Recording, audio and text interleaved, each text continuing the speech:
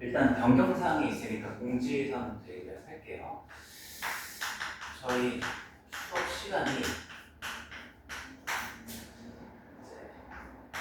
목요일이죠. 목요일 날에는 학교가 3시에 끝나니까 목요일 날 4시부터 이제 8시 이렇게 되고, 일요일 날은 지금 저희가 오늘 시작하고 있는 12시부터 4시, 16시까지 진행을 할 거야. 근데 제가 이제 앞으로 이렇게 시간을 쓸 거예요. 어차피 이제 거의 대부분 한 타임 정도는 그날 확인학습 테스트를 보잖아요. 그죠? 이제 시험에 가까워지게 되면 45분시간 보는 거고. 그래서 그거를 제가 좀 따로 구분을 해서 목요일날 요 4시부터 8시에서 실제로 수업을 하는 시간은 4시부터 7시까지로 3시간을 딱 그냥 고정. 요거는 이제 앞으로 제가 병행 수업을 해서 왔다 갔다 하는 일이 없을 거예요.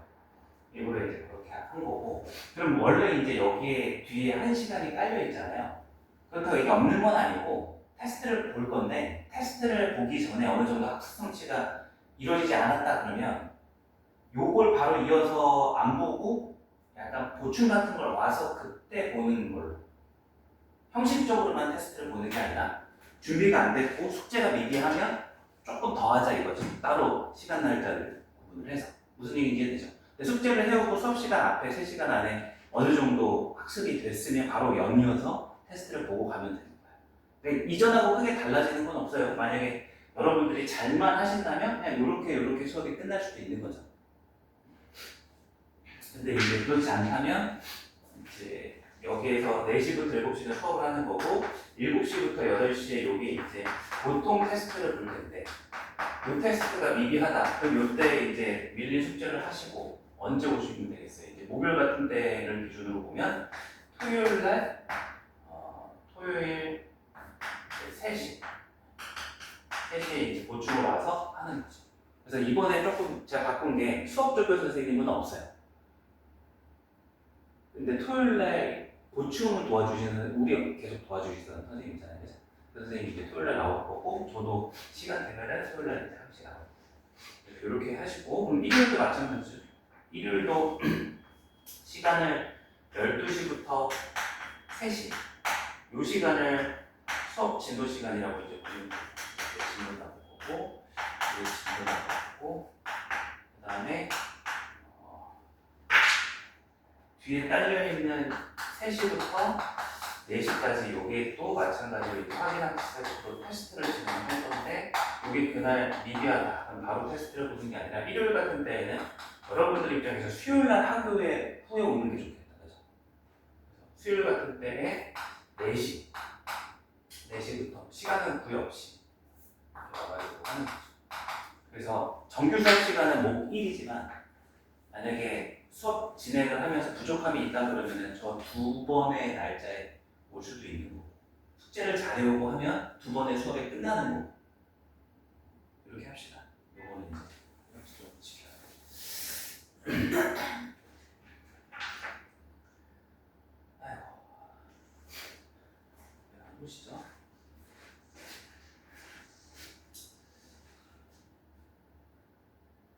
지영 학생은 이제 안 오는 거 맞죠?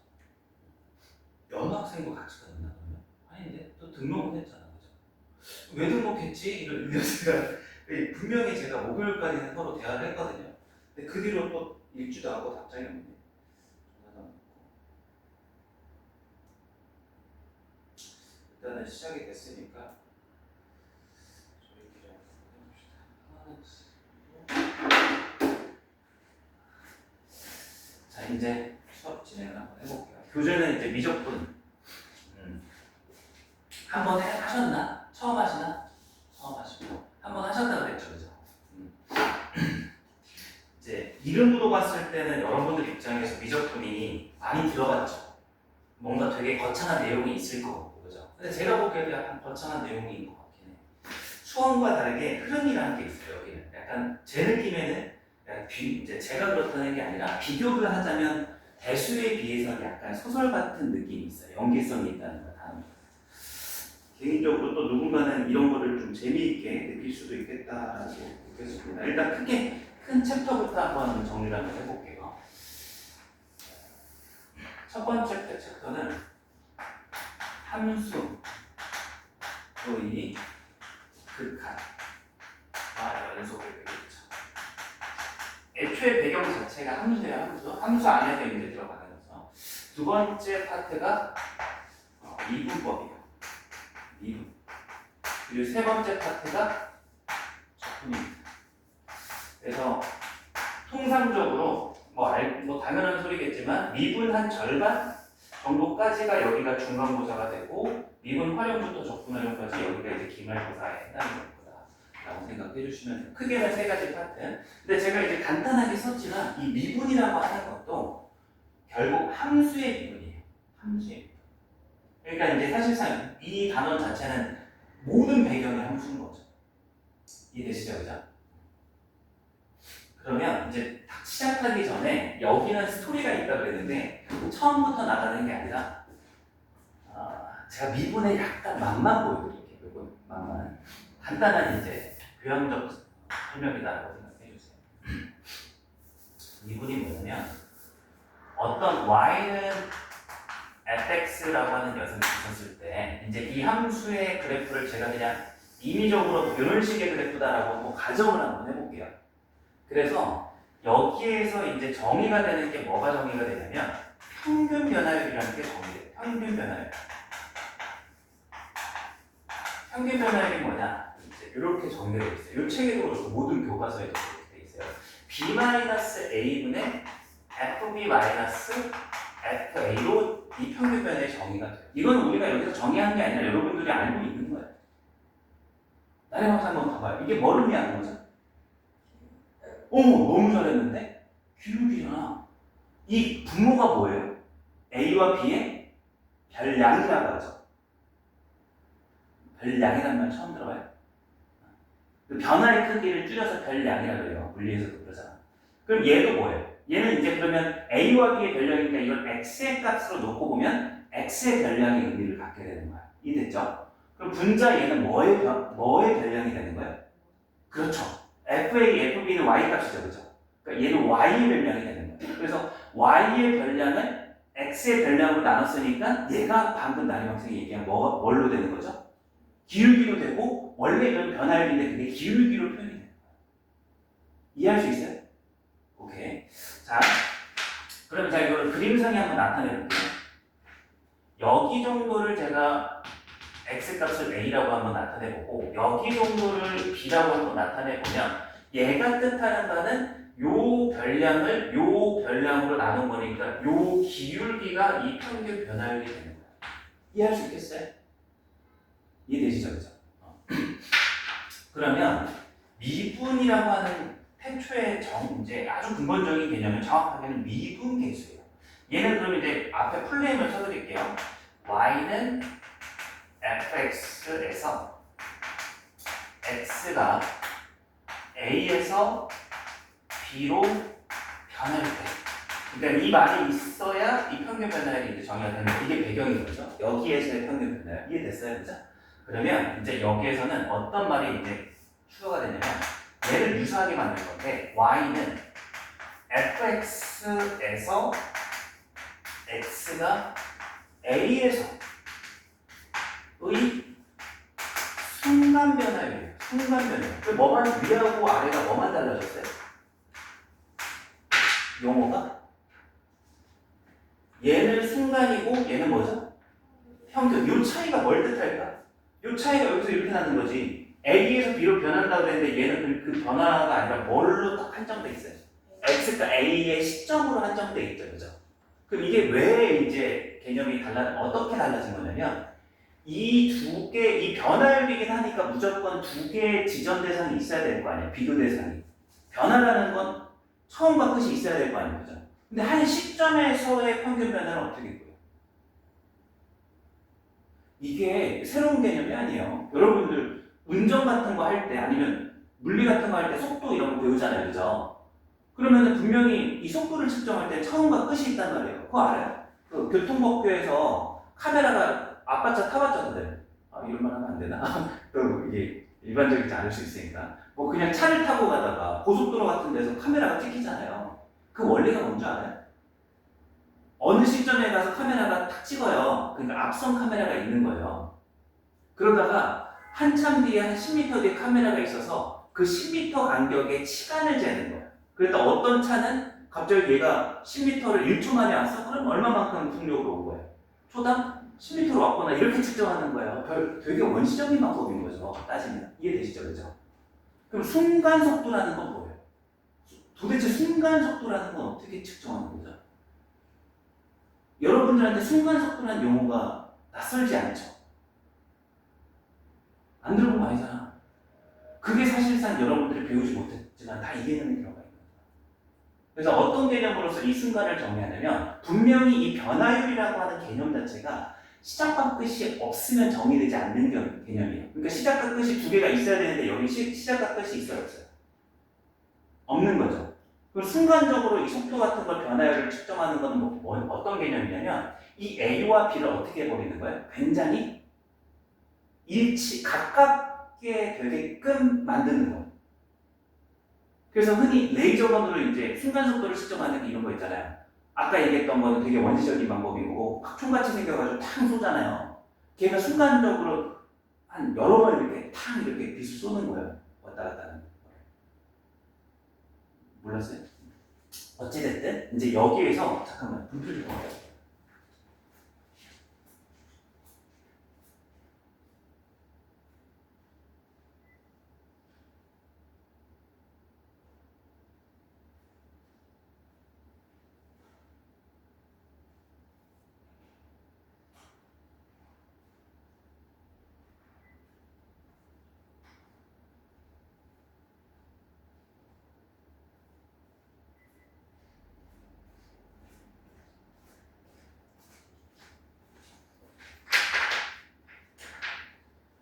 이제 이 부분에서 이런 아이디어가 필요한 거예요. 이 B를 어디로 보내버릴 아이디어가 필요한 거예요?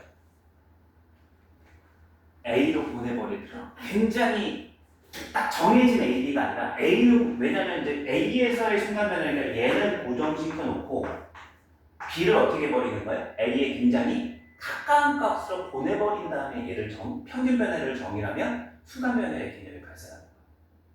이해돼요? 그게 뭘까요? 단어적으로 이렇게 B를 A에 가깝게 만든다. 이런 걸 우리가 수학 공부를 하는데 한 번도 등장한 개념은 없어요. 그러니까 얘가 1이라 치면 이 A가 예를 들어서 1이라고 치면 B를 1에 가깝게 만든다. B가 1이 되는 건 아니야. 1이 되면 두 개가 같아지면 변화율이라는 개념 자체가 성립 안 하잖아요. 무조건 A와 B는 다르긴 달라야 되는 거예요. 이해돼요? 그렇지만 그래서 B가 1이 되는 건 아니지만 1에 가까워질 개념이 필요한 거야. 그게 극한인 거야. 우리가 처음 이제 등장한.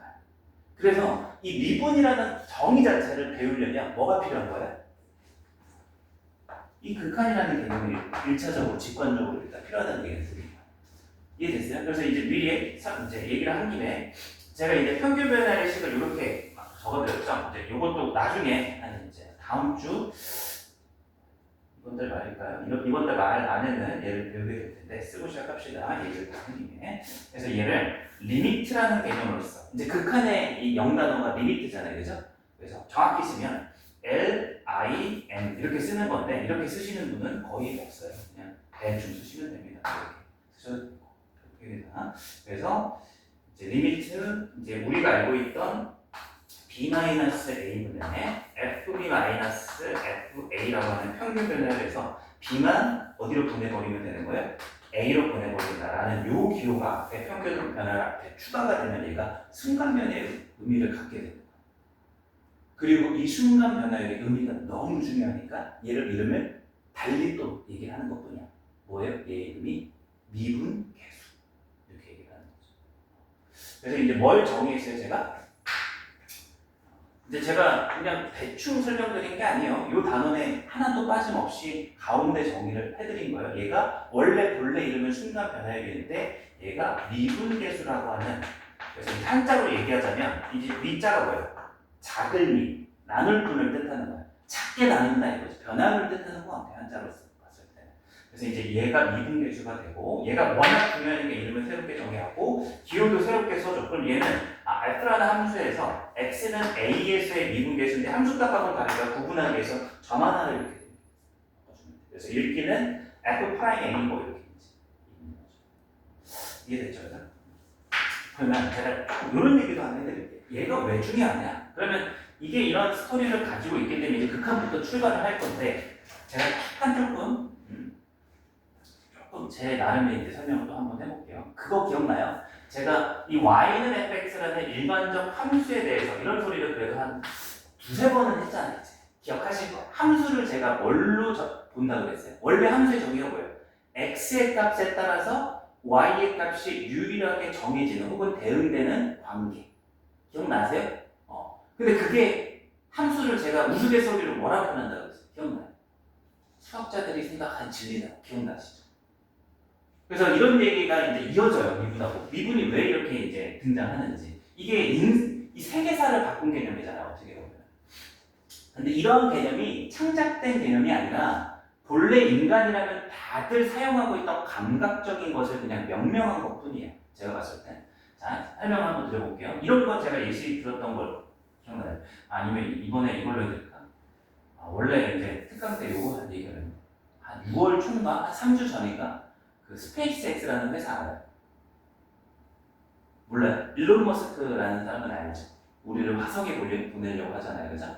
근데 그 사람이 테슬라라는 기업을 하나 가지고 있고 여러 개의 회사를 가지고 있는데 그 중에 하나는 스페이스 X라는 회사가 있어요. 그게 어떤 회사냐면 우주선을 발사시키는 회사예요. 가끔 뉴스 봤을 때 못 봤어요? 그 우주선 발사해가지고 발사된 우주선이 착륙하잖아. 그 회사를 생각하시면 되는 거야. 그거를 미국 증권가에다가 상장을 했어요. 한 3주 전에. 네, 여러분 잘 모르겠지만 주식이 상장된다는 건 뭐냐면 투자를 편하게 받을 수 있다라고 그냥 간단히 생각하시면 돼요.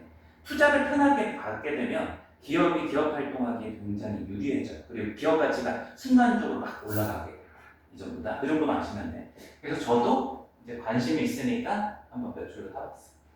그래서 그게 이제 공모가가 뭐냐면은 이제 장애 풀리기 직전에 일반 사람들한테 처음에 그냥 푸는 금액인데 130달러에 푸는데 우리나라에는 왠지 모르겠어요. 우리나라에는 그거를 모집을 안 한다고 그러더라고요. 그래서 우리나라에는 이날 시작가가 150달러부터 시작을 하는 거예요. 제가 이제 당일날 좀 약간 기대 심리를 가지고 호기심에 기다렸는데 그랬더니 진짜로 이렇게 막 올라가요. 그래서 제가 언제 탔냐면 165달러에 탔어요. 한 주당. 그래서 이게 어디까지 가냐면 제가 그 다음날 확인하는데 220 하루 만에 엄청 오른 거잖아요. 50달러 165달러에 50달러를 오른 거면은 한 30% 가까이. 만약 1억을 넣었으면 하루 만에 3천만 원을 버는 거고 1천만 원을 넣었으면 이제 300만 원. 근데 저는 이제 쫄보고 돈이 없어서 몇 주밖에 안 나왔어요. 어찌됐든 이렇게 됐다는 거예요. 그리고 이제 어떻게 됐을 것 같아요, 얘가 지금 가격이? 이게 진짜 거짓말 안 해서 딱 3일 만에 이렇게 됐다. 3일 만에. 제가 들고 있어서 정확히 어떻게 됐을 것 같아요? 이렇게 올라갔을 것 같아요? 떨어졌을 것 같아요? 조금 유지됐을 것 같아요? 또 3일 만에 제가 어디서 팔았을 것 같아요? 전 팔았어요. 전 주식을 하는 사람이 아니라서 그냥 호기심에 살았다 보라. 요새 진짜 부모님들 주식 하시죠? 엄청난 상승기가 있었어요. 그래서 큰 자산을 불리는 시기였죠. 작년부터 해가지고 올해 초반까지. 근데 제가 봤을 때 이런 말이 좀 위험할 수도 있지만 제 생각이에요. 이제는 그 상승기가 힘들어요. 거래량이 이제 안 나오더라고요. 제가 그런 거는 좀 관심 있게 보거든요. 그래서 제가 이 상승기가 이제 언제 보통 상승기가 끝나는 시그널이 있어요. 신호가. 그게 언제인 줄 알아요? 우리 부모님이 전화 와서 바이야 이거 살까? 주식 할까? 이럴 때거든. 우리 부모 아버지도 벌써 이제 하셨어요. 이제 하이닉스를 타고 삼성전자를 타고.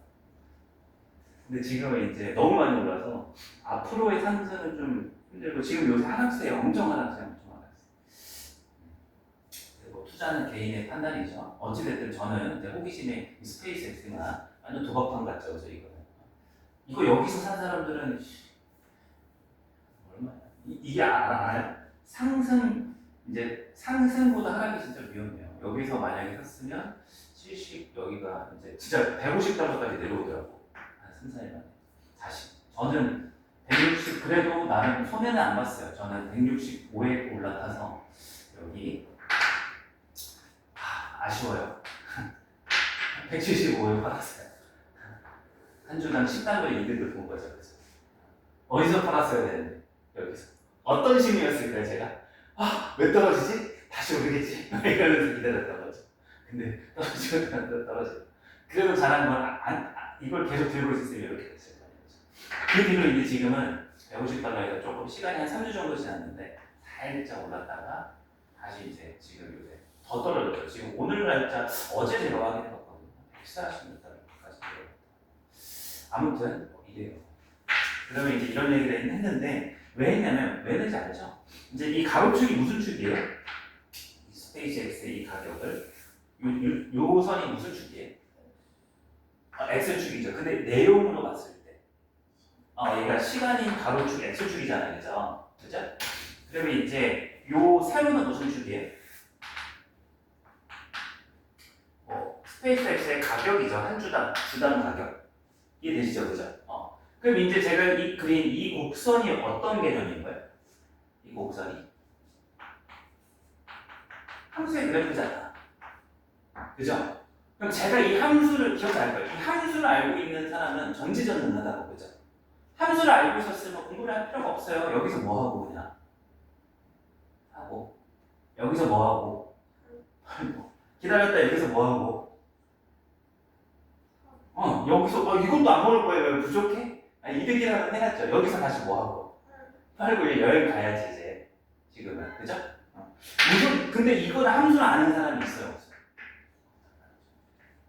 근데 인간은 누구나 다 이런 관계들이 있다라는 거는 어느 정도 예측을 하고 있고 궁금해한다. 그러니까 함수를 기본적으로 인간이 몰라요. 이거는 어느 누구도 몰라요. 이건 이런 개념만 있을 뿐인 거지 어떠한 함수라는 걸 구체적으로 알고 있는 사람은 없어요. 그럼 여기서 관심사를 다시 한번 눈여겨볼게요. 어디가 관심사예요? 시작하는 여기 시작점 y절편 정도로 얘기할 수 있잖아요. 그죠? 영린 시점에서의 가격 이렇게. 그리고 이제 여기 이런 점 그리고 이런 점이 다 대표적으로 우리의 관심사인 거예요. 함수에서. 사실상 딱 이 X표친 파란색만 알아도 여러분들은 합리적 선택을 할 수가 있어요. 사실 함수를 궁금해하는 게 아니에요. 언제가 최저점인가 언제가 최대점인가 이렇게 되는 거죠. 이해됐어요? 근데 그러면 이제 이 개념을 한번 여기 한번 빗대어봐요. 자, 저는 왜 여기서 샀을까요? 저는 분명히 여기서 150달러인 걸 눈으로 목격하고 있었거든요. 근데 저는 왜 150달러에 안 사고 165달러에 샀을까요? 처음에 얘가 떨어질 수도 있을 거라는 생각을 했잖아요. 저는 뭘 본 거예요? 시간을 두고 경과를 지켜본 거예요. 평균면은 무슨 얘기냐면 제가 목격한 건 뭐냐면 한 160달러까지 150달러에서 160달러까지 오르는 걸 목격한 거 오르네? 그러니까 앞으로도 뭐 할 것 같다는 생각을 한 거예요. 오를 것 같다. 그래서 이제 제가 순간적으로 막 치고 오르길래 그냥 높은 가격에 사버렸어요. 그래도 다행히 좀 올라가지고. 그럼 이 개념이 뭐냐면 150, 자 예를 들어서 여기를 1이라고 한번 해볼게요. 1시점의 가격, 2시점의 가격, 1시점에서 가격과 2시점의 가격에서의 평균 변화율은 얼마예요? 1분의 10이니까 10이죠. 중요한 건 크기보다도 물론 크기도 비율이 나타내는 거지만 부호가 양수라는 게 중요한 거죠. 즉 평균 변화율을 여기 두 점을 비교해봤더니 함수는 모르니까 두 점을 경험해봤더니 평균 변화율의 부호가 0보다 어때요? 크니까 평균 변화율이 0보다 크니까 기울기가 양수니까 앞으로도 기울기가 어떨 거다라는 판단을 한 거예요. 양수일 거다 이런 판단을 한 거예요. 이해됐죠? 그죠? 그러면 이제 여러분들이 저를 평가해보세요. 저 멍청한 거. 수익을 여기서 냈어야지. 이런 관점으로. 그럼 제가 왜 여기서 여기를 못 이렇게 이 수익을 못했을까? 좀 더 합리적 방법이 뭐였던 거예요? 물론 제 시간적 여유도 부족한 것도 있었는데 이거를 매시간 제가 쳐다볼 수는 없잖아요. 어쩌다 하루에 한두 번 열어본단 말이에요. 그럼 제가 이렇게 변화하는 양상을 못 봤을 거 아니에요. 그죠? 그러면 이거를 내가 225달러에 팔 수 있는 가장 좋은 방법은 뭘 것 같아요? 이거를 4시간 쪼개서 상승의 여분을 계속 추적하는 거예요. 그럼 이게 실제로 모든 변화의 그래프가 갑자기 이렇게 됐다, 이렇게 됐다, 이렇게 됐다, 이렇게 돼요? 아니요. 어떤 상승하는 게 있으면 가파른 상승이 이겼을 때 완만한 상승 다음에 하는 게 있어요. 이게 사실 연속이랑 연결되는 거죠. 그러니까 100% 그렇다는 건 아니고 일반적인 변화의 양상들이 그렇다 이거예요. 이해되시죠? 그죠? 그럼 그랬을 때 제가 어떤 것만 추정을 하고 있었어도 함수는 모르지만 이 조밀조밀한 사이에 이 변화율을 계속 주의 깊게 보고 있었다면 여기에서는 이 변화율이 얼마였을 것 같아요? 이 조밀조밀한 변화율. 이렇게 두 점을 골라버려요. 뭐에 가까워 보이게 돼요? 그렇죠. 수평 y가 동일하잖아요. 그죠? 시간이 지났는데도 불구하고 얘 평균 변화율이 0이 되는 거고 순간 변화율을 축약하자면 요 한 점에서의 이 기울기가 정확히 접선의 기울기가 되는 거죠. 접선의 기울기가 얼마가 되는 순간 0이 되는 순간 얘가 상승의 이 추세가 어떻게 됐구나. 주춤됐구나. 그럼 주춤이 됐을 때 이 주춤을 하고 다시 올라갈 수도 있지만 어떨 가능성이 많이 생기는 거예요? 보통 하락할 가능성이 되게 많이 생깁니다. 그러니까 함수는 몰라도 여러분들이 순간 변화 정도를 파악을 해가지고 이 앞으로의 변화 양상을 추정할 수 있다. 미분계수라고 하는 이 순간 변화. 굉장히 중요한 개념입니다. 지금 약간 장난 삼아서 이 미분계수가 뭔지 이 주가를 가지고 제가 설명을 드렸는데 이러한 것들을 통해서 그럼 이제 결국 이런 거예요. 미분계수를 통해서 뭘 추정하는 거예요. 사실 이 배우는 의의가 함수를 모를 때 미분계수를 통해서 즉 순간 변화를 통해서 함수값을 추정하는데 용이하다. 무슨 얘기인지 이해돼요? 물론 수학이라는 건 가장 이상적 학문이니까 지금 시작할 때 함수를 주고서 우리가 공부를 미분을 하는 건 맞는데 실제 이 세상을 발전시킨 이런 얘기 되게 많이 들어봤을 거예요. 미분이 없었다면 여러분들 지금 우가 하면서 그냥 창 들고 지금 여러분들 음식하고 막 이러고 있었을 거예요. 근데 이제 그 의미가 이런 거예요. 이게 모든 개념에 다 들어가 있는 거예요. 그래서 변화를 여러분들이 이 단원에서 추정을 한다. 그래서 이게 어떻게 보면 그 인류사에서 과학혁명이라고 하잖아요. 그죠? 그 핵심적인 개념이다라고 이렇게 생각해 주셔도 괜찮아요. 이 변화율을 측정을 하면서 이게 되게 그러니까 많은이 아니야. 모든 학문의 인문학, 자연과학 뭐 이런 거 상관없이 다 퍼졌어요. 그 혹시 그 학교에서 사회문화 이런 거 배워요? 사회문화 이런 거 배울 때 철학만 배우는 게 아니라 그런 것도 배워요. 산업혁명의 그 경영 이론 이런 것도 배워요. 테일러 이런 사람 배운 적 있어요? 배운 적은 없어요. 어찌됐든 그 산업혁명이 있던 시대에 되게 중요했던 아이디어 중에 경영학에서 뭐가 있었냐면 시간 관리 이런 거죠. 작업자들을 휴식 시간을 몇 분을 줬을 때 얘가 생산량이 얼마나 늘어나더라. 그래서 약간 기계에 투입하듯이 쉬는 시간을 5분도 줘보고 10분도 줘보고 15분도 줘보는 거야. 그러니까 사람을 어떤 취급하면서 다루는 거야. 이게 사실 안 좋은 면이지만 기계 취급하고 근데 그게 어떻게 보면은 그 성과물 생산량을 확 올리는 하나의 시대의 아이디어였던 거예요. 그게 이게 그죠? 그 얘기가 이 미분 얘기인 거잖아요. 시간을 적당히 살짝씩 조절하면서 변화율을 관리하는 거예요. 이런 개념들이 산업화 시대든 과학혁명 시대든 다 들어갔던 거죠. 그래서 매우 중요한 거예요. 여러분들이 이 미분만을 배우더라도 꼭 대학을 안 가고 이제 미분만 배워도 제가 봤을 때는 하나의 이제 한 단계 교양인이 되는 거다. 근데 이제 제 안타까운 마음은 뭘 것 같아요? 이런 거 모르면서 그냥 미분은 이렇게 하는 겁니다. 뭐 이런 거 이제 가르치는 거죠. 그래서 이제 더 할 얘기는 이제 많지만 이제 이 정도만 교양적인 얘기를 드리고 고등수학 내용 안으로 들어가 봅시다. 자, 그럼 이런 배경 안에서 이제 우리가 함수의 극한이라고 하는 녀석을 공부를 하게 됩니다. 자, 극한의 이제 영어 이름이 뭐라고요? 리미트. 이렇게 쓰시는 거고, 얘 뜻을 얘기해 드릴게요. 뭐냐면, 우리가 어떠한 x가 a로 가까워질 때, 네, 그래서 이제 여기를 제가 기호로 다시 가로치고 써보면 이렇게 씁니다. 화살표로 x가 a에 가까워진다는 기호를 이렇게 쓰게 됩니다. 이렇게. 괜찮죠? 우리 수학에서 문장을 계속 쓸 수 없으니까 이거를 줄 때 fx가 알파로 가까워지면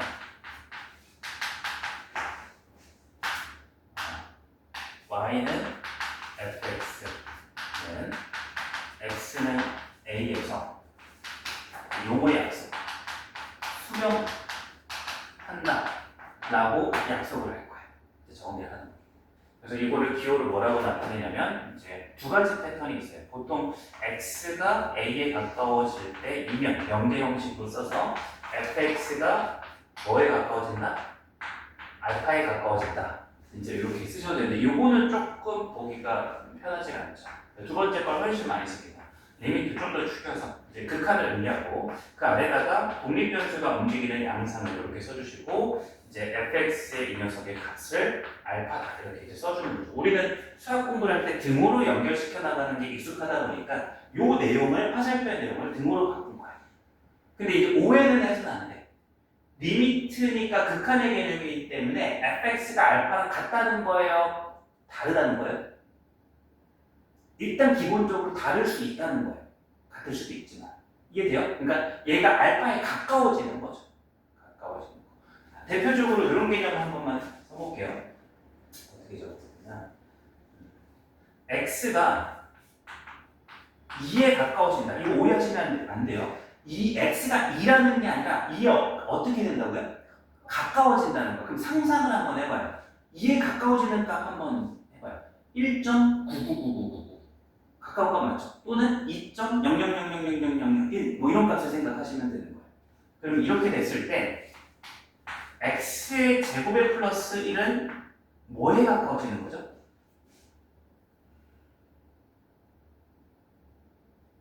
얘가 2에 가까워지는 거를 제곱했어. 그럼 얘는 x의 제곱은 뭐에 가까워져요? 4. 맞아요? 굉장히 사이비 같죠? 맞아요. 근데 사이비 같은 것도 맞아요. 그거 설명도 드릴게요. 4 맞죠? 2.2에 가까워진 거 1.99999 계속 붙달릴 거 아니에요, 그죠? 그리고 2.000이 계속 거의 2나 다를 바가 없잖아요, 그죠? 그래서 그거를 제곱했으니까 걔도 4.0000 멋이거나 아니면 3.999 멋이 될 거 아니에요, 그죠? 어찌됐든 얘도 뭐에 가까워질 것 같아? 4. 그러면 이제 더하기 1을 했으니까 얘는 뭐에 가까워져요? 이렇게 쓰는 거야. 야, 그럼 도대체 이걸 왜 배우나 싶은 느낌이 들죠. 이 가까워진다는 게 대입하는 거랑 뭐가 달라? 다를 게 없어요. 그래서 한 번만 이제 기호로 써볼게요. 리미트 x가 이제 2에 가까워질 때 x의 제곱 플러스 1 얘는 어떻게 되는 거예요?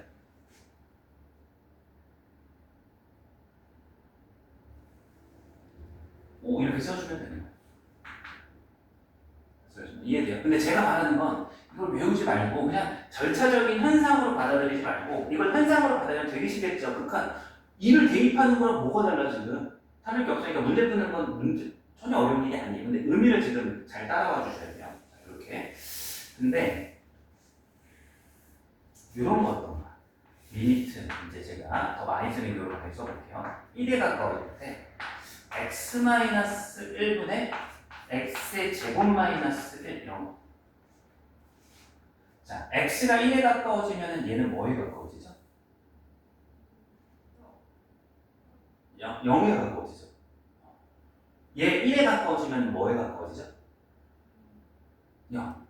얘 뭘 것 같아요? 0분의 0이니까 0분의 0이니까 1? 맞아요? 이럴 때 이제 문제가 생기는 거. 아까 한번 비교를 한번 해봐요. 여러분들이 제가 지금 유도하는 거는 이론적 내용으로 여기를 설명을 못해요. 이제 유일하게 여러분들이 여기 단어를 엄밀하게 수학적으로 공부하려면 대학을 수학과로 가셔야 돼요. 아니면 이제 대학 가서 해석학을 들으실 거예요. 고등학교 정의 자체가 수학적이지 않아요. 유일하게. 그건 이제 오피셜이에요. 그냥 제 해석이 아니라. 자, 아까 예를 들었던 x제곱의 플러스 1하고 얘는 뭐라고 되어있죠, 그죠? 그럼 얘하고 의 차이점이 뭔 것 같아요? 제가 물어보는 건 여러분들의 직관력이에요. 지금 우리 가까워지는 값으로 얘기하고 있기 때문에 그냥 편하게 얘기해봐요. 얘랑 어떤 차이가 있는 것 같아요? 얘는 좀 선명한가? 아까도 선명하진 않았나? 의심이 좀 있었나? 선명한가? 얘는 확실하게 오라고 할 수 있어요? 5에 진짜 가까워요? 어때요? x가 2에 가까워질 때 x제곱은 뭐에 가까워져요? 그거 만약 여러분들 도박이 있다면 죄송해요 도박을 시켜서 여러분들 전재산 1000만 원 있어 1000만 원 걸 수 있어요? 걸 것 같아 안 걸 것 같아? 안 걸 것 같아요? 근데 그다음 되게 그냥 총 걸 것 같은데 이건 되게 그래도 직관적으로 괜찮지 않나? 2에 가까워진 걸 제곱했는데 4에 가까워진다 2.9 제곱해보고 2.99 제곱해보고 2.999 직관적으로 하나씩 9를 하나씩 늘려가면서 1.9 제곱해보고 1.99 제곱해보고 4에 가까워진 걸 충분히 볼 수 있거든 이해되죠? 그냥 단순한 논리 더하기로 했으니까 뭐다 근데 이제 얘는 어때요? 이대로 얘는 막 아까처럼 1이다 0, 0이니까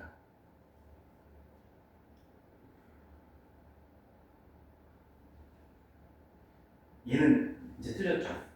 차이가 뭔 것 같아요? 차이가 하나만 더 해볼까? 리미트 x가 1에 가까워질 때 x-1분의 2 얘는 어때요? x가 1에 가까워져요? 그러면 분모 x 빼기 1은 뭐에 가까워져요? 분자는? 그럼 어떻게 돼요? 뭐에 가까워져요?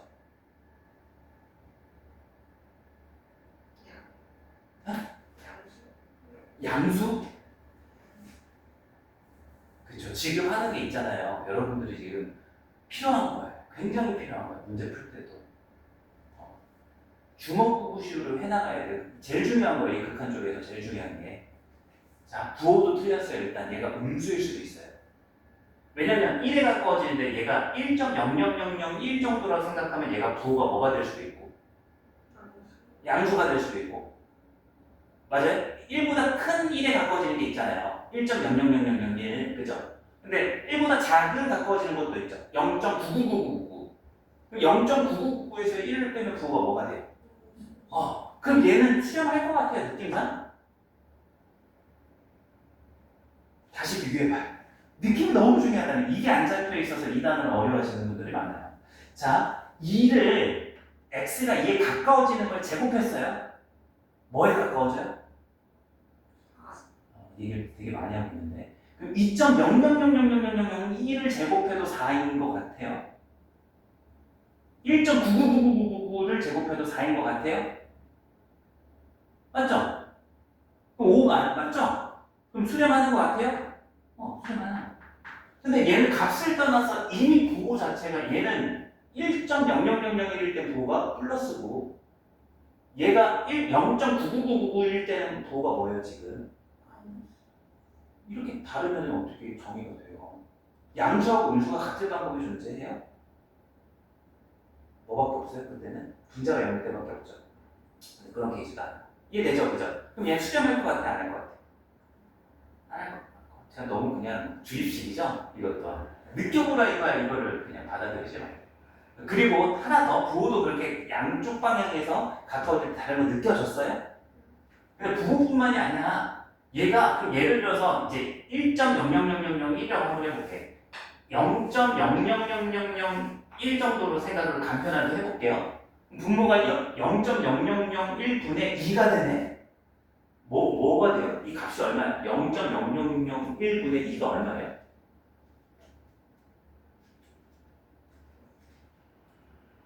지금 초등학교는 아닌가? 중학교 1학년이 아니네 정도.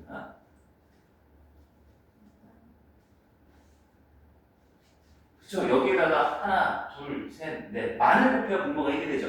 그럼 만을 곱하면 2만이 되는 거잖아요. 그죠? 그럼 제가 편의상 0.0001이라고 썼는데 이게 0이 계속 붙는 거 아니야? 그죠? 그럼 얘 값은 어떻게 되는 거예요? 가까워지지 않고 커지기만 하면 이제 뭐가 될 것 같아요? 수렴은 안 되는 거죠. 이해됐어요? 자, 이제 제가 한번 쭉 극한에 대해서 정리를 해드릴게요. 정확히. 자, 이제 요 기호는 안 쓰고 여기를 이제 말해줄 겁니다. fx가 여기까지면 이렇게 하고 그랬을 때 뭐 한다라고 이제 얘기한다고요? fx는 x는 a에서 뭐 한다? 수렴한다. 그럼 수렴하지 않으면은 이제 뭐라고 얘기하냐면 발산한다라고 이제 좀 얘기를 할 거예요. 그래서 발사는 수학적 정의에서 수렴만 정확하게 되어 있고 발사는 직접적 정의가 아니라 수렴하지 않을 때 발산이다라고 생각을 해주시면 되는 거예요. 이해됐어요? 자, 그리고 이제 이 발산할 때 수렴할 때 이 알파를 무슨 값이냐면 수렴값 혹은 좀 더 일반적인 표현은 극한값이라는 표현을 더 많이 씁니다. 극한값이다. 이렇게 이제 극한값. 여러분들 느끼기에도 수학 문제에서는 수렴 안 합니다. 수렴하는가 조사해라. 2분의 1 확률로 문제를 안 낼 거 아니에요. 그죠? 그러면 이 계산값으로 문제를 낼 때는 이 관심사가 수렴에 있겠어요? 발산에 있겠어요? 예상하자면 보통 이제 수렴에 있죠. 극한값 구하는 문제들이 좀 더 많은 겁니다. 자, 아이고, 그래서 이제 이렇게 전반적인 정의를 하나 제가 써봤고요. 조금 이제 꼼꼼하게 정리를 한번 해봐 드릴게요. 자, 첫 번째, 이 정의를 세분화해서 리미트 x가 a에 가까워질 때 fx가 이 녀석이 알파라는, 즉 이 기호 자체가 의미하는 건 fx가 x가 a에 가까워질 때 뭐에 가까워진다는 얘기인 거예요? 알파에 가까워진다는 거예요. 근데 조금 나중에 얘기합시다. 이렇게 이 얘기인 거예요. 그럼 이제 요 정의는 앞에서 정의했던 정의는 첫 번째 정의는 뭐냐면 리미트 x가 아까 얘기했잖아요. 2에 가까워지는 방향성이 2의 왼쪽인 수직선상을 놓고 연상을 해봐요. 2가 여기 있으면 2의 왼쪽이 1.99999 왼쪽에서 이렇게 가까워질 수 있는 거고 2의 오른쪽에서 2.0000 이렇게 가까워질 수 있는 거죠. 그죠? 그래서 그거를 구분을 합니다. 그래서 A에 작은 쪽으로 마이너스를 왼쪽에 붙이는 게 아니라 오른쪽에 붙이는 거예요. 정확한 표현은 여기 0이라는 기호가 하나가 있는데 무한수라는 개념인데 별로 의미는 없어요. 그러니까 아주 작은 0을 뺀 거다라고 생각해 주시면 돼요. A 빼기 매우 작은 수를 뺐다. 이해됐어요? 그래서 얘를 읽기를 이제 요건 0을 제외하고 A의 좌극한, 왼쪽 극한. 이해됐죠? 그죠? 그래서 이제 요 fx가 있어가지고 오른쪽 극한은 뭐라고 쓸 것 같아? x가 a의 오른쪽 살짝 a보다 살짝 큰 쪽에서 x가 가까워지는 걸 얘기하는 거야. 이해됐어요? 그거의 극한. 그럼 얘는 방향이 우극한이 되는 거죠. 얘는 x의 a의 좌극한, a의 우극한. 그 두 개가 서로 어때야 되는 거예요? 같아야 하고 그 값이 정확하게 양상만 같은 게 아니라 값으로서 알파로 같을 때 요 극한값이 정의가 되는 거예요. 이해할 수 있겠어요? 자, 그 다음에 이제 두 번째 극한의 정의를 하나 먼저 써드릴게요. 두 번째 극한의 정의는, 얘는 정의 자체가 조금 세분화되어 있습니다. 리미트 x가 a에, 이럴 수도 있어요. 함수 x가 꼭 뭐에 가까워지는 게 아니라, 우리가 여기서도 봤지만, 수렴 안 하면 발산할 수도 있잖아. 아까 이제 봤던 그 x-1분의 2에서 리미트 x가 1에 가까워질 때 얘가 0분의 2니까 어떻게 돼버렸어요? 0.1분의 2, 0.01분의 2, 0.001분의 2 느껴져요? 2, 20, 200, 2000, 2만, 20만 이렇게 커지잖아요. 그죠? 무한히 엄청 커지는 기호를 요 레디우스 B를 사용해서 무한대의 크기로서 이렇게 표현하는 거예요. 그래서 이제 이런 것도 존재할 수 있다. 그래서 이제 얘가 알파, 뭐 이런 것도 정의가 되는 거고 또는 이제 반대로 x가 뭐 어떻게 양상이 바뀔 수도 있어요? 무한히 작아질 수도 있는 거죠. 그랬을 때 x가 극한값이 알파일 수도 있다. 이렇게 이제 생각을 해주시면 돼요. 이것도 한번 예를 들어볼까? 어떻게 해주면 될까? 무한대로 됐을 때, 자, 얘 한번 얘기해 볼까요? x가 무한대일 때 x 빼기 1분의 2. x가 무한히 커져. 1000, 만, 10만, 땡땡땡, 1억, 조, 경, 막 이렇게 커져요. 그것분의 2. 뭐에 가까워지는 건데?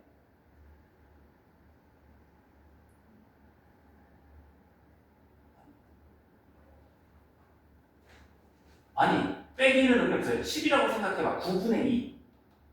100이라고 생각해요. 99분의 2. 1000이라고 생각해요. 999분의 2. 9999분의 2. 얼마에 가까워지는 거지, 이렇게?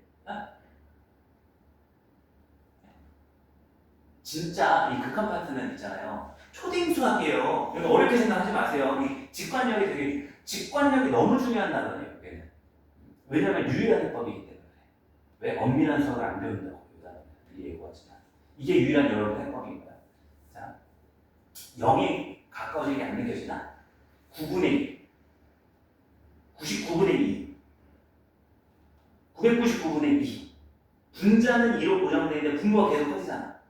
나중에 1억분의 2 이렇게 될 거 아니야. 얼마예요? 0에 가까워지네? 아, 증명할 수가 없어. 증명을 하고 싶으면 나중에 대학을 해석하고 꼭 들으세요. 그 해석을 해드릴 거예요. 우리 고등수학에서 못해. 왜? 너무 어려워. 이거는 원래부터 그랬어요. 저 배울 때도 이건 원래 그랬다가 변화가 된 게 아니라 정의 자체가 이제 조금 달라요. 이 수련만 한다는 거죠. 사실 이제 정의를 끝났는데 돌아보세요. 이때까지 우리가 수학 공부를 하면서 그래도 제가 처음 시작할 때는 엄밀하게 항상 시작해드리거든요. 가까워진다는 표현을 수학이 쓸 수 있을 것 같아요. 기억 안 나요? 집합 명제할 때 집합의 정의가 뭐였어요? 명확히 구분할 수 있는 것들의 모임이 집합이잖아요. 그래서 그 얘기는 집합에서 명확하게 구분되지 않는 것들은 대상을 우리가 다루지 않는다는 뜻이거든요. 가까워진다는 거 어때요? 표현이. 자, 저랑 카메라가 가깝나요? 상대적이잖아요. 누가 어떤 기준을 가지고 보냐에 따라서. 이해되시죠? 그럼 지금 현재 이 가까워지는 이 세 글자가 수학의 정의에 어울리지가 않는다는 거예요. 근데도 불구하고 궁금하죠? 그럼 이제 대학 수학과를 가시거나 해석하고 해보시면 이 가까워진다는 걸 어떻게 수학적으로 엄밀하게 정리를 하는지 이제 정의의 문제, 증명의 문제가 아니라 정의의 문제. 우리가 이 정의를 굉장히 직관적으로 공부를 하기 때문에 이 뒤 내용도 증명이 불가합니다. 어찌됐든 여러분들한테 제가 강조하는 거는 저는 이제 증명을 알고 있다. 이거는 허세를 부리는 게 아니라 증명을 안 하니까 우리는 고등과정에서 증명을 배제한 이 의도대로 정의, 고등수학의 의도대로 가까워지는 걸 직관적으로 우리가 느끼는 게 제일 첫 번째 풀이의 기본인 거예요. 무슨 얘기인지 이해하시겠죠? 그래서 이제 정의를 했으니까 간단하게 이제 문제를 우리 한번 풀어볼게요.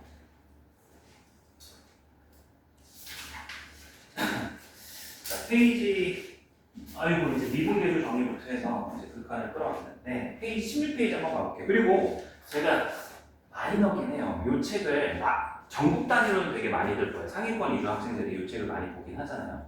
근데 이제 주변 친구들 보는 학생 찾으려면 많이 없을 겁니다. 근데 제가 이걸 계속 고집하는 이유는 해설이 굉장히 이야기 형식으로 풀어져 있어요. 그래서 제가 이렇게 수업 시간 안에 설명드리는 거를 시간이 제한이 있기 때문에 나름의 그냥 경험을 가지고 이렇게 설명을 드리는 것이 풍부한 면은 없어요, 사실 같습니다. 그래서 한번 읽어보시는 것도 다 한 글자 한 글자 빼먹지 말고 소설 읽듯이 읽으면 여러분들 느끼고 있어요. 이 책 읽어보면 얘가 얘기하고 있어요. 말하는 형식으로 구어체로 이렇게 다 적혀져 있어요.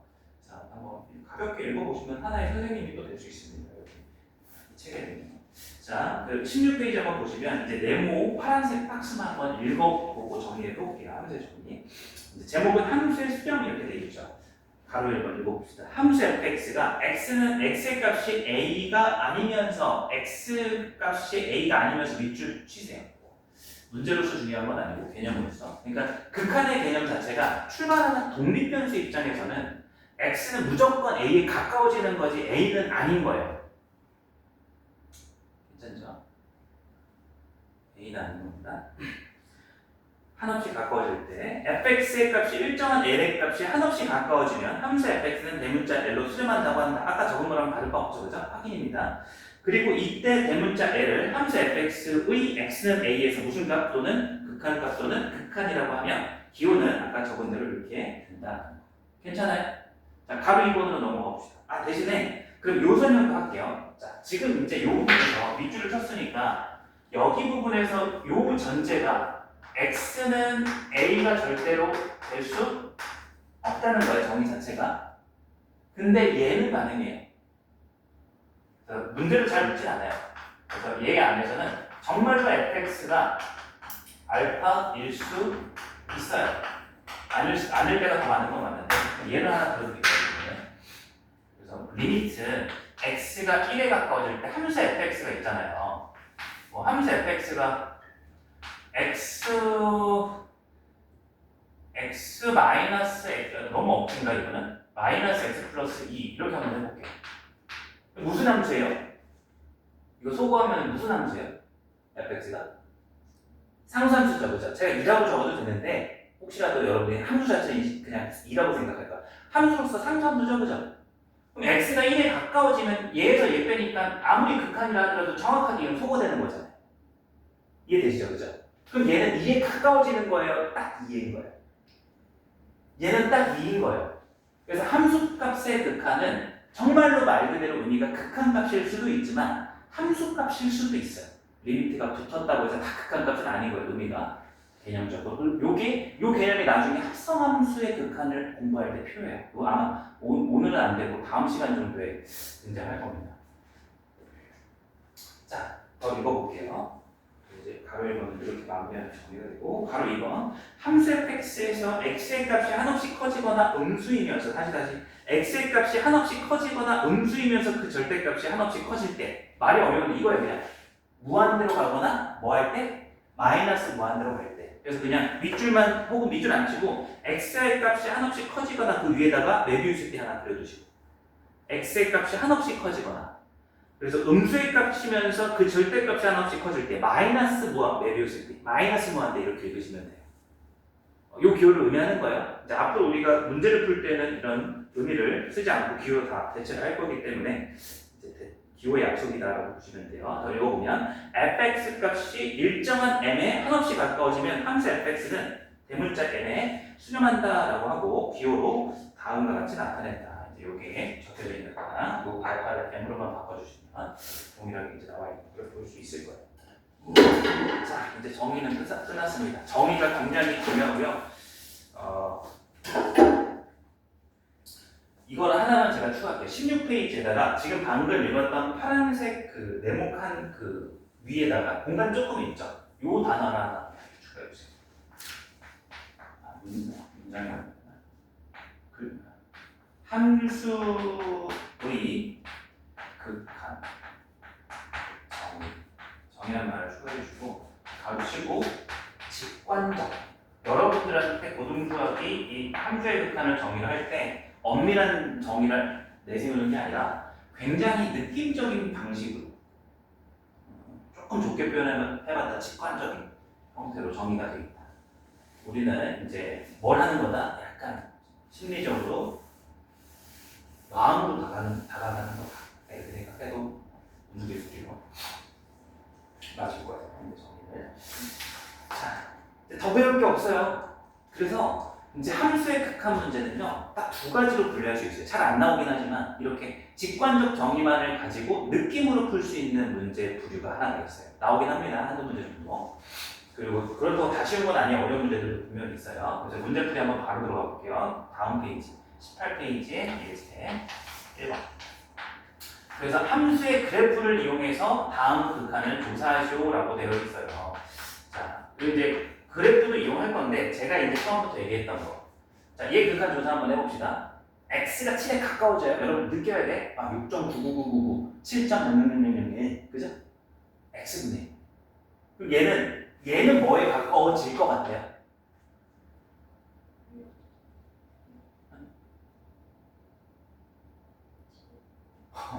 너무 당연하네. 7분의 1이죠. 분모가 7에 가까워지고 분자는 1로 고정되어 있으니 7에 가까워져. 이해되시죠? 그죠? 그럼 이제 문제에서 물어보는 건 얘를 뭘 이용해서 극한을 물어보고 있었어요? 그래프. 그러면 이제 요거를 함수 취급해서 y는 x분의 그래프 한번 이제 그려봅시다. 그럼 y는 x분의 무슨 함수예요? 유리함수죠. 그리고 이 유리함수는 이제 0,0을 대칭점으로서 공유하면서 이렇게 쌍곡선의 형태를 띠게 되는 그래프입니다. 괜찮아요? 그러면 이제 x가 7이라는 값은 어디 있어요? x가 7이라는 값, 한 요 정도 있겠죠, 7. 눈으로 보세요. 7의 왼쪽에서 가까워지는 게 무슨 극한? 7의 좌극한. 오른쪽에서 가까워지는 게 무슨 극한? 우극한인 거 눈으로 볼 수 있어요. 그럼 이제 7, 여기가 이제 정확하게 그래프 규정 7,7분의 1인데 여러분들이 이제 x의 값을 예를 들어서 1부터 7에 가까워지게끔 이동시키는 거. 그럼 이제 1,1에서 출발해가지고 얘가 이렇게 가까워진다는 건 이 녀석이 이렇게 가까워지는 거랑 비슷한 거야. 이해됐어요? 그럼 얘는 이제 이렇게 가까워지니까 이렇게 가까워지는 거 맞아요? 둘 다 얼마로 가까워지고 있어요? 7분의 1 이렇게 바꿔지고 있죠. 정확히 y값이니까 이제 화살표를 하자면 여기에 대응하는 y값으로서 좌극하는 이렇게 위에서 아래로 내려오고 있는 상황인 거고 우극하는 아래에서 위로 올라오고 있는 상황인 거죠. 눈으로 볼 수 있죠. 그러면 이제 직관적으로 풀어야 되니 단순히 이 식에다가 대입한 직관뿐만이 아니라 뭐 정도는 이용할 수 있다? 그래프를 이용한 직관이라고 볼 수도 있죠. 수능 문제 무조건 하나 나옵니다. 3점짜리, 2점짜리. 항상 나오고 있어요. 자, 하나만 더 해볼게요.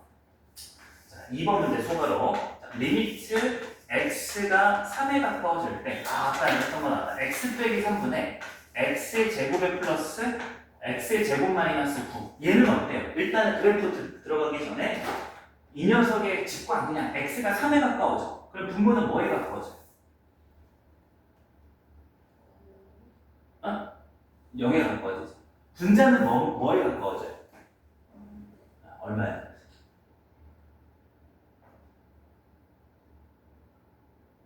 느낌이 들어요? 해볼까? 저는 한 3.1을 택해볼게요. 그냥 이런 게 필요한 거예요. 별게 아니라 3.1이라고 해볼게요. 그럼 분모는 뭐 돼요? 몇 점, 얼마가 돼요? 3에서 3.1을 합다 했으니까 0.1 3.1 제곱하면 얼마야? 막 하기 쉽긴 한데 합시다. 하기로 했으니까 직관을 우리가 얻으려면 고생을 다 노가다를 해줘야지 직관이라는 건 생기는 거예요. 얼마죠? 961 9.61이죠? 9.61에서 9 빼니까 얼마예요? 0.6 이렇게 됐어요? 생각보다 같은 0은 아닌 느낌이 들죠? 하나만 더 해보고 넘어갈까요? 3.01 좀 오버하긴 한데 분모가 어떻게 되죠? 0.01 되죠. 301 고생 한 번만 할 겁니다. 보면 301 그 다음에 903 되니까 9.06 절 잘한 거 맞아요, 곱셈? 잘한 거죠? 그럼 거기서 9를 빼니까 얼마가 되죠? 0.0601 되죠? 그럼 얘는 값이 얼마였고? 6.1이고 얘는 얼마예요?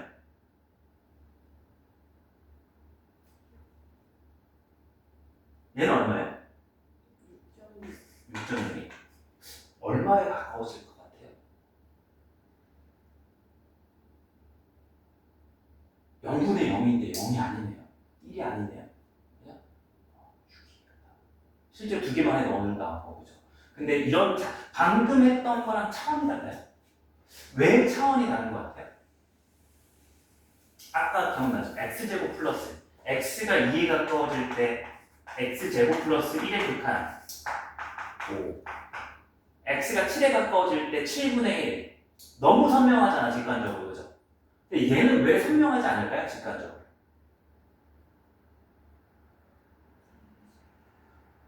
얘도 분수인데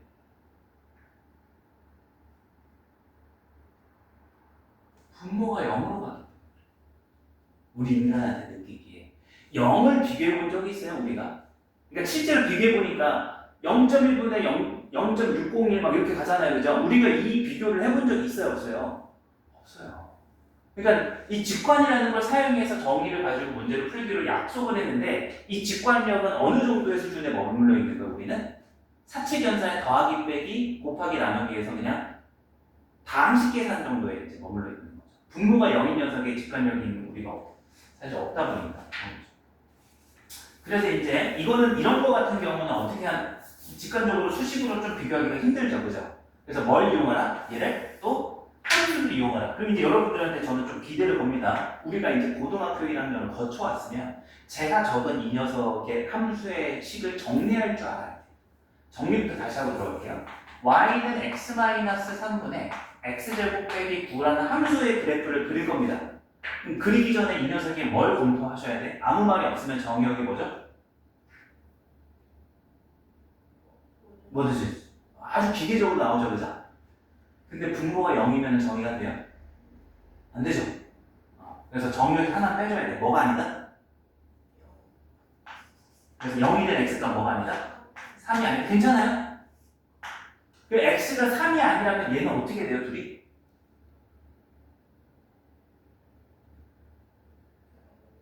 속은 아, 이걸 못 보고 있었어요. 전 처음에 이거 보고 그냥 대답하실 줄 알았는데. 뭐죠, 결국? 그래서 이게 정의가 되는 게, 근데 너무 잘 따라오신 거예요. 제가 의도하는 대로 하나씩 이렇게 그것만 보신 거니까.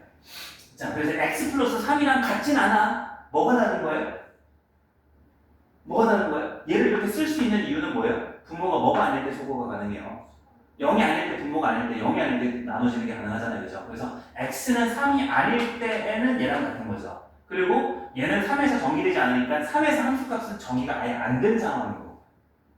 이해됐어요? 그럼 얘를 그래프로 한번 그려보면 이제 가로축을 x축, 세로축을 y축이라고 했을 때 이 녀석의 함수의 그래프는 어떻게 그리면 돼? y절편이 3이면서 이 정도 3을 체크하고 길이가 1인 직선인데 어디를 제외시켜줘야 되는 거예요? 그렇죠. 3에서. 그래서 여기 정도를 3이라고 보면 3에서의 함수값이 6인데 여기는 함수값이 정의되지가 않는 거야. 약간 불연속 함수 이런 느낌이거든요. 구멍 하나 뚫려있는. 이해됐어요? 그럼 이렇게 쳐다보고 나니까 3에 좌극한, 3에 가까워질 때 y값이 뭐에 가까워져요?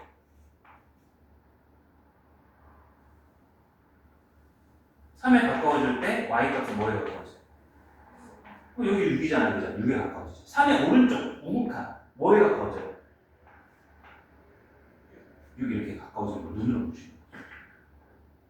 사실 요거를 여기서 식으로 얘기했으면 훨씬 더 간단해. 이게 나중에 가서 여러분들 풀이법이 돼요. 이해했어요? 그럼 이제 이런 인식도 하셔야 돼요. 극한값이라는 거는 함수값이 존재하지 않더라도 극한값은 존재할 수 있는 거예요. 이해돼요? 그래서 함수 형태로 우리는 이렇게 멀쩡히 주어진 형태의 함수들이 익숙한데 그렇지 않더라도 가능합니다. 그래서 이제 거기에도 그림 잘 나와 있을 겁니다. 자, 그러면 이제 좀 빠르게 한번 가봅시다. 예제 오른쪽 2번으로 가서 함수의 그래프를 이용하여 다음 극한값을 구하시고 10만 먼저 봐요. 우리가 지금 하듯이. 가로 1번에 10만 보면 x가 무한대로 갈 때 x분의 3 빼기 4. x분의 3이 뭐에 가까워질 것 같아요? 분모가 무한대로 가면 무한대분의 3. 무한대분의 3. 요거 뭐에 가까워져요? 아까 한번 했던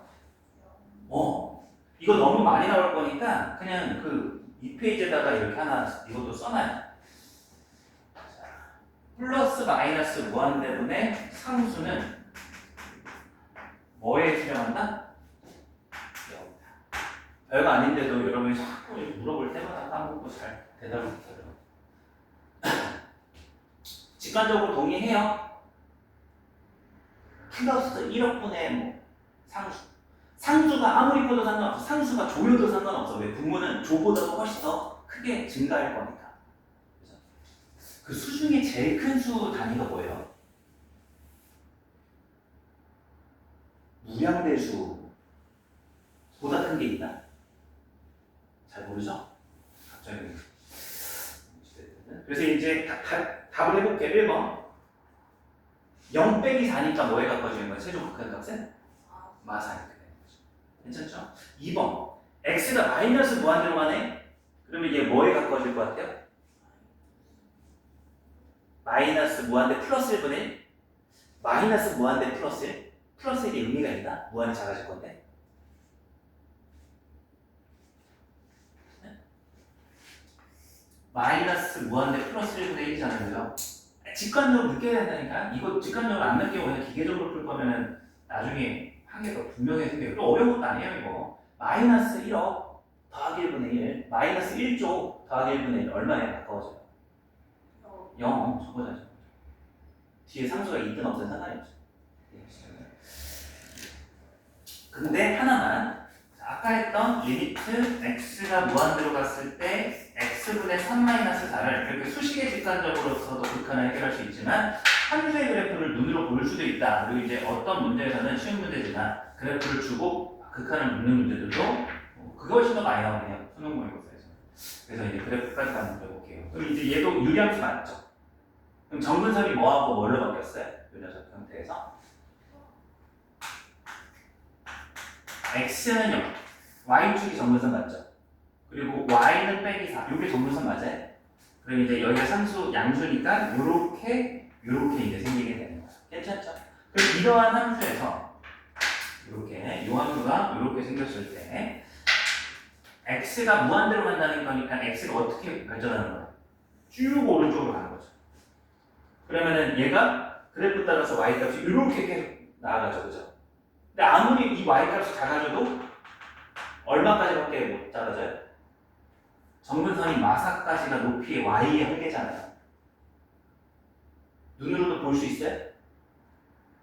이게 이해돼야 돼요. 이 운동 양상이. 나면서 솔직히 이해돼 안 돼. 그쵸. 습관적인 끄덕임. 자, x가 예를 들어서 한 10 정도라고 한번 생각을 해봐요. 그럼 이제 여기가 x가 10일 때 10분의 3 빼기 4니까 뭐 20분 아니에요, 그죠? 그럼 x가 100일 때도 y값이 있겠죠? 지금 우리가 하는 건 x가 무한대로 가는 거니까 x를 계속 어떻게 하는 거예요? 증가시키는 거예요. 그럼 증가시켰을 때 물려성을 y라고 정했기 때문에 요 점들의 무슨 좌표? 요 점들의 무슨 좌표 그래프 따라가는? y좌표가 어디에 가까워지는가를 보고 있는 중이에요. 이해돼요? 어디에 가까워지고 있어요? 그쵸. 정근선에 붙잖아요. 거의 가까워지게 되잖아요. 그죠? 그거를 아까 우리가 다시 돌아가. 직관적으로 그냥 수식에서 x가 무한대로 갈 때 얘가 뭐에 가까워진다고 얘기했어요? 0 빼기 4 빼기 4 라는 극한의 운동이 여기 그래프에서도 해석이 돼야 된다. 괜찮아요? 자, 그래서 이제 극한의 정의를 했고 우리가 수식 안에서도 직관적 해석이 가능하고 그래서 그거를 좀 더 다른 방식으로 직관적이니까 그림을 통해서 직관적으로 보자.